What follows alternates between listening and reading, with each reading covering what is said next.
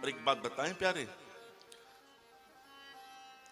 जिनके जीवन में सुख है उनके जीवन में दुख भी है, पर जो इस सुख दुख से ऊपर उठ गए हैं ना, फिर उनके जीवन में तो आनंद ही आनंद है। और एक बार आनंद जीवन में आ गया अथवा प्राप्त हो गया ना, तो फिर वो आनंद छूटने वाला नहीं है। प्रेम से बोलो।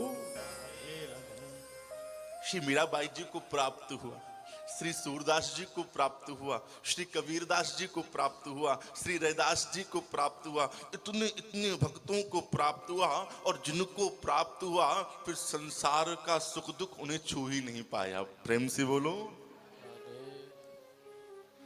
पायो जी मैंने नाम रतन धन पायो, पायो जी मैंने नाम रतन धन पायो, पायो जी मैंने नाम रतन